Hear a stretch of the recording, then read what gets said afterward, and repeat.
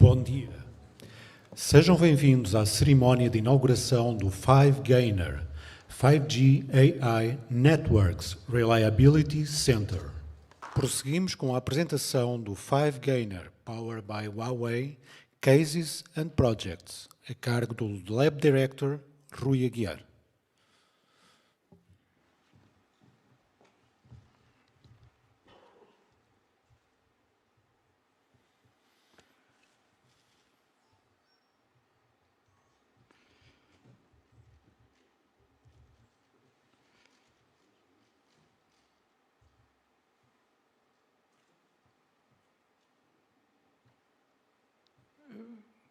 Sei que Pedro tinha razão, é mais fácil o computador do que abrir as folhas de papel.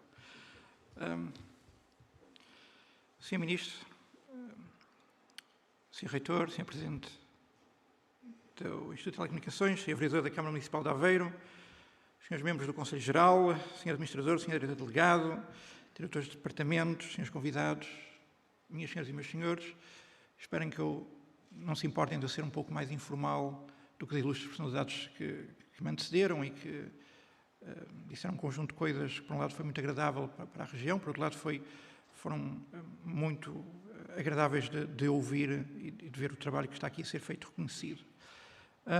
Last but not least, dear Tony, I don't think I can compete with your Portuguese, but maybe I can try Ni hao, herli hahoing, which I hope it really sounded as I expected, although I am not so sure about it. So, vou mudar para português. A audiência é bastante diversa, portanto, eu vou tentar, por um lado, contar um pouco o que aconteceu e, por outro lado, dizer as coisas que se conseguem fazer. E eu começaria por isto. E eu não posso deixar de dizer o que é que isto tem de especial. O que vocês estão a ver é um computador dentro da fábrica da Bosch aqui em Aveiro Termotecnologia, que está a receber a sinalização daquela prensa enorme, 7 toneladas, eu penso que ouvi dizer isso, está a receber essa sinalização por questão de 5G. Isto é um computador da rede da Bosch, isso é algo que será relevante aqui a dizer há pouco. Já agora, deixem-me chamar a coincidência do facto, no dia em que a minha equipa me enviou este vídeo, eu tinha acabado de ler uma notícia no jornal de que um operador e uma grande fábrica nacional tinham acordado no desenvolvimento de uma fábrica 5G. Já agora, uma iniciativa que eu acho muito bem-vinda. Eu só achei piada é ver notícia com uma placa, dizer 5G, e eu estar a receber este vídeo no mesmo dia em que eles estavam a mostrar uma placa. Bom, continuando para mais coisas que podem ser feitas, uma outra pequena coisa que foi feita esperando que o vídeo arrancasse, já arrancou, que está a ser feita isto pela EFASEC, nas instalações e com a colaboração do Porto de Aveiro. O que estão a ver, aquilo não é um comboio comercial, por razões óbvias, não é? Não podemos brincar com comboios comerciais. O que estão a ver foi um comboio a aproximar-se, a acender a luz vermelha, ele vai andar e quando ele passar um bocadinho mais à frente, a luz vermelha vai desaparecer. E vocês acabaram de ver a primeira cancela de nível a funcionar com 5G, sem qualquer fio a ligar todo o sistema. E isto vai a um central de controle, eu vou falar um pouquinho mais à frente sobre isso. E, portanto, eu acho que posso começar por dizer isto é o resumo do que é que nós conseguimos fazer aqui. E eu diria que tivemos uma demonstração de primeira ligação em ambientes industriais com 5G a recolher dados e tivemos a primeira cancela de nível 5G no país. Isto foi algo que foi conseguido precisamente por esta infraestrutura, mas eu não posso dizer que isto só foi possível com o apoio quer da Bosch, quer da EFASEC, com os use cases, mas também com o apoio da Altice e do Porto de Aveiro, sem os quais estes dois casos que eu vos mostrei não poderiam ter sido realizados, ok? E eu gostava de enfatizar uma frase que o professor José Carlos Pedro mencionou, que é: não houve financiamento público a este respeito. Nós esperamos, com certeza, os financiamentos públicos olhem para isto, mas isto foi feito com o esforço e com o investimento das empresas envolvidas.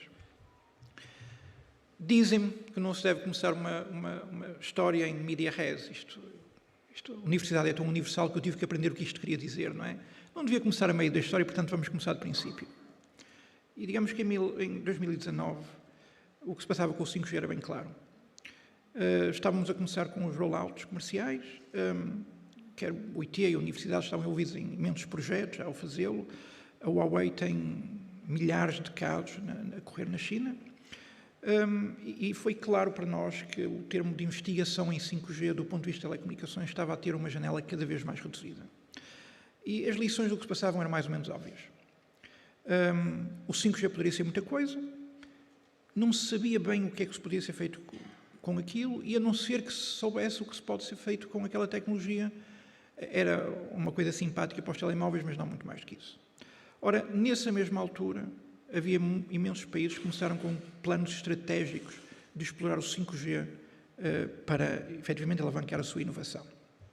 Em 2019, nós estávamos a desenvolver a nossa política 5G no país.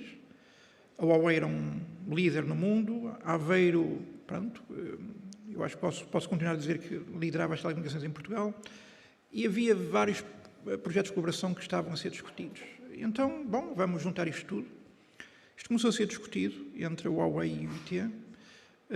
Aproveitamos a visita ao Web Summit do Rotating Chairman Guoping para tentar, enfim, atrair a empresa de forma estratégica para Portugal. E em 2020, a Huawei, o IT e a Universidade assinaram o MOU que levou a esta infraestrutura. Também devo chamar a atenção que nós fizemos isto desde o princípio, envolvendo parceiros estratégicos, quer a Altice, quer a Bosch. Foram envolvidos desde o princípio e quer a FASEC e o Porto Aveiro apareceram muito rapidamente. E começamos a fazer o rollout disto em novembro de 2020. O primeiro nó do ativo foi em março. Isto levou muito mais tempo do que a gente esperava, tivemos muito mais problemas do que esperávamos, como sempre, se calhar. Mas, no fundo, foi o percurso temporal que seguimos. Então, o que é que nós devemos fazer? É sempre um pouco difícil, porque nós queremos colocar-nos naquele ponto estranho, que é o ponto em que contribuímos para a investigação, para o desenvolvimento, para a inovação e para o desenvolvimento económico. Isto é, cada vez mais sentimos a pressão e a necessidade de fazer que a nossa investigação tenha um impacto societal. E temos um conjunto de objetivos que queremos. Também alicerçando-nos na experiência das entidades envolvidas. Por um lado, sermos capazes de assistir à indústria nacional nestas transições digitais, no qual temos imensos especialistas dentro da universidade em diferentes disciplinas. Por outro lado, ser capaz de ajudar a desenvolver novas ideias, novos produtos e permitir um caminho para a investigação que é feita em termos de tecnologia para poder chegar mais facilmente à sociedade. E também ter toda uma experiência e uma capacidade de educação e de formação à nossa volta. Porque, efetivamente, as pessoas envolvidas nisto e as entidades envolvidas nisto têm acesso a imensos casos. Não somos os únicos a fazer isto. E temos a possibilidade de aprender com o que os outros também fizeram. Não há necessidade de reinventarmos a roda se nós formos capazes de conseguir chegar à nossa sociedade e aos nossos investigadores. Então, quais são, neste sentido, quais é que foram as nossas linhas de ação, quais vão ser? Primeiro, a infraestrutura. Sem infraestrutura, ficamos muito reduzidos e muito presos aos nossos modelos de investigação, como eu diria, para um bom doutoramento tem sempre que bater certo. A realidade normalmente é um bocadinho mais difícil do que os modelos que nós usamos. Depois, termos atividades de disseminação e outreach para permitir às indústrias perceber o que é que elas podem ambicionar, obviamente fornecer a educação e o treino necessário para isto e no fundo, desenvolvermos aqui um centro de competências que seja capaz, de, através de uma capacidade de investigação e de competência técnica muito elevada, ajudar, de uma forma geral, toda a transição digital utilizando as tecnologias 5G. Eu posso apresentar este slide para dar uma indicação do tipo de ambientes que temos. Nós temos, eu quase diria aqui, se repararem por estas cores, temos dois tipos de equipamento. Um equipamento absolutamente essencial fornecido pela Huawei e temos o equipamento de investigação que sempre usamos e que nos permite desenvolver a inovação de uma dada forma e fazer o primeiro assessment do que vale a pena ou não vale a pena continuar por uma maturidade que o permita chegar a uma tecnologia que já está, e permitem-me o jargão TRL9, que é o que as empresas precisam para poder explorar isto. Só para terem uma ideia do tipo de coisas que temos, por exemplo, nós temos um data center com uma capacidade que eu diria que nos podemos orgulhar para este tipo de atividades. Um data center com capacidades de memória e computação bastante elevadas, no qual nos permite correr o mais diverso tipo de soluções, desde a aquisição de dados, desde a IoT até toda a parte de inteligência artificial, a minerar esses dados, que é essencial neste processo. Temos equipamentos para brincar em termos, ou para desenvolver coisas em termos da componente rádio, para saber se vale a pena ou não. Temos, inclusive, nós móveis controlados, que nos permite analisar o que acontece para quem quiser analisar cenários de mobilidade. E depois temos o equipamento comercial, que é um core standalone da Huawei. Para quem não sabe, o standalone é o equipamento que estará disponível provavelmente daqui a 2 anos nos operadores. Não é o equipamento com que o 5G vai arrancar, salvo haja alguma revolução que eu não esteja ciente. Temos equipamentos, aquilo que a gente chama lampsites, de cobertura 5G interna. Temos uma peça essencial, que é um MAC, um Multi-Edge Computer, que é uma peça que nos permite colocar aplicações que recebem sinais que estão a chegar pela rede 5G muito próximos do ambiente onde eles foram gerados, e nos permite colocar aplicações que, usando inteligência artificial, nos permite criar loops de controlo ou loops de otimização que sejam necessários. E temos temos antenas outdoors, o 64T64R. Eu costumo dizer que isto é mais ou menos o Rolls-Royce das antenas, tem uma capacidade muito interessante, e, obviamente, depois, dispositivos.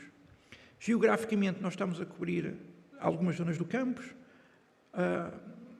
parte do Porto de Aveiro, uma grande parte, e neste momento a fábrica da Bosch em Ovar, tendo nós a ambição de podermos chegar à fábrica da Bosch, em Aveiro, tendo a ambição de chegarmos à fábrica da Bosch em Ovar. Eu não vou falar sobre os detalhes de infraestrutura, isto tem a ver com o software. Eu diria que o hardware é normalmente mais visível. Muito do problema e da inovação neste momento centra-se com o que a gente consegue fazer com este tipo de ambiente de software e com o tipo de processamento de dados que consegue, e interligação e orquestração sobre todo este tipo de ambientes. Isto, no fundo, é uma visão daquilo que temos em termos de aplicações e que nos permitem controlar todo este ambiente. A infraestrutura e um desenho da infraestrutura está aqui neste gráfico.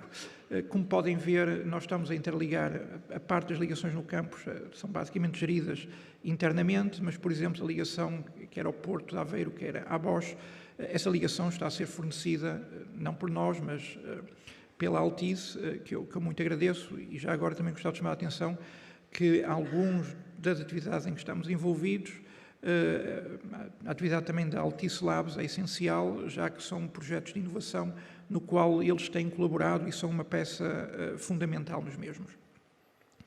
Eu mencionei o AI, deixem-me só mostrar onde é que ele pode aparecer. As tecnologias de inteligência ou de machine learning podem ser usados nos mais diferentes contextos. E eu poderia aqui mencionar que, obviamente, há toda uma componente de mencionar essas tecnologias, a utilização dessas tecnologias para a gestão das telecomunicações em si, no qual nós estamos a falar, mas eu queria fazer esta apresentação muito mais do ponto de vista do uso externo do que do uso interno das telecomunicações. E, efetivamente, o que acontece é que este ambiente chamado Edge Gallery, que a Huawei nos forneceu, o que nos permite é desenvolver algoritmos e aplicações centralizadas e depois remotizá-las no ambiente em que estejam a ser usadas. O que é que eu quero dizer com isto? O problema básico no ambiente industrial é o tempo do loop de controle. E quanto mais longe do sítio onde o sinal está a ser gerado o processamento estiver, mais longo será esse tempo. Ora, isto é um ambiente que nos permite criar algoritmos, por exemplo, de AI e colocar esses algoritmos a correr no sítio das fábricas onde eles são precisos. E, portanto, o que nós fazemos é, temos isto que chamamos uma Edge Gallery. A Edge Gallery desenvolve-se aplicações e no Mac, neste Edge Node, nós fazemos o deployment dessas aplicações. E esse Edge Node está junto do ambiente industrial e, portanto, não há todo o problema de atraso, que significa ir a uma rede de um operador, fazer o percurso todo até ao data center, porque tudo isso custa dezenas de milissegundos e, no ambiente industrial, o milissegundo é essencial. Bom, neste momento a infraestrutura 5G está completamente operacional. Para terem uma ideia, e eu sei que há muita curiosidade sobre o que é que o 5G permite fazer, eu posso mostrar-vos alguns gráficos do que nós já conseguimos. Obviamente que o ambiente, eu diria, neste momento está muito virgem, não há muitas células a radiar, e já agora nós estamos a usar, graciosamente, aquilo que era antigamente espectro de teste e que agora está a ser espectro que foi alocado à MEO no último leilão, portanto, os meus agradecimentos. Isto é uma representação do Instituto de Telecomunicações. Nós temos lá dois lamp sites e, se conseguirem ver, o downlink é de 1.2 gigabits por segundo. Isto é, eu diria que com o equivalente a 2 access points nos piores sítios do Instituto de Telecomunicações, e há aqui muita gente que eu conheço, eu consigo 550 megabits por segundo. E eu sorrio e digo, tenho a certeza que provavelmente toda a gente nesta sala, com fibra em casa, não tem esta velocidade de download. O que a tal grande antena que me permite fazer no Porto de Aveiro, isto mostra-vos um pouco, nós não temos uma coisa tão fina, podem ver os percursos de automóveis e, como podem ver, nós temos junto à antena, à antena qualquer coisa como 1.1 gigabits por segundo, mas para quem conhece a zona de Aveiro, mesmo na zona da A25, completamente longe do Porto, nós ainda conseguimos à volta de 200, 400 megabits por segundo, as piores zonas 50, para uma única antena nesse ambiente. Para terem uma ideia agora fisicamente, a antena está naquele ponto que está sinalizado no ecrã e podem ver mesmo do outro lado, não é do outro lado do Porto, mas enfim, do outro lado da zona norte do Porto, mesmo assim nós conseguimos uma cobertura muito interessante. Mais uma vez, estamos a falar de ambiente sem outras antenas de competição, mas para uma coisa que eu penso que interessa ao Sr. Ministro também, há de reparar que do outro lado, o Sr. Ministro conhece essa zona, não é? Do outro lado da barra, com a antena, nós mesmo assim conseguimos 500 megabits por segundo. Portanto, a tecnologia 5G, sendo devidamente autorizada pela regulação, pode permitir uma mudança significativa, pelo menos nas zonas mais próximas, junto à terra, não é? E, portanto, aqui toda a noção da cobertura marítima pode levar uma volta muito grande. Use cases, começando pela EFASEC. Eu mostrei aquele use case que eu mostrei da antena, da passagem de nível. Na realidade, não é só para a passagem de nível que ele permite. Isto permite-me coisas como, por exemplo, ter uma câmara de vídeo na gate, portanto, na cancela, muito obrigado, isto de pensar em inglês dá estes resultados, na cancela, e a transmitir essa imagem para o condutor do comboio, portanto, e eu consigo fazer isto com 5G, não foi isso que eu mostrei, mas conseguimos. Ou consigo um operador, remotamente, tentar ver o que é que se está a passar. Os resultados que eu vos mostrei já agora, e eu tenho resultados numéricos, correspondem na prática a 4 viagens de 5G, que é do sinalizador até a antena, da antena até ao centro de controle, do centro de controle até a antena, da antena até à cancela. Portanto, e mesmo assim temos resultados muito bons para sistemas que não estão sequer minimamente otimizados para comunicações críticas, e estamos a usar distâncias, como podem ver, qualquer coisa como algumas centenas de metros, sem problemas. Portanto, isto abre toda uma possibilidade de aplicações ao que se pode fazer no país relativamente a isto. Mais uma vez, uma demonstração gráfica disto. Se quiserem ver o equipamento e onde está a antena, está no depósito de água do Porto de Aveiro, que mais uma vez eu tenho que agradecer, porque o acesso ao mesmo é complexo. Posso andar mais para a frente e verem depois o equipamento que está montado junto à cancela. Passando para outro caso que eu vos mostrei, a prensa eletromecânica. O equipamento, esta prensa já tem o equipamento em que está a correr o tal equipamento de EDGE. Aquele vídeo que eu vos mostrei tem este tipo, está a funcionar na Bosch, aqui na Bosch em Aveiro, e eu vou-vos mostrar um vídeo que vão achar que é quase a mesma coisa. A diferença do vídeo anterior para este é que no vídeo anterior vocês estavam a ver um equipamento que era da Bosch ligado na rede da Bosch. Neste momento vocês estão a ver um equipamento que está a correr num telemóvel e que está a aceder diretamente ao equipamento Edge no qual está a correr isto. Ou seja, do caso anterior para este, não é só questão de telemóvel, o que aconteceu é que agora estamos a correr isto já na Edge, portanto uma nova feature que essa é muito mais relevante, eu diria, para as empresas. Onde é que estamos agora e o que é que temos que fazer? 5G vai ter-se comercial. Estão aqui com certeza alguns operadores. Escuso falar sobre isto, apareceu em todos os jornais. Agora o 5G é uma tecnologia muito plástica e é essencial que a gente chegue à sociedade com o mesmo.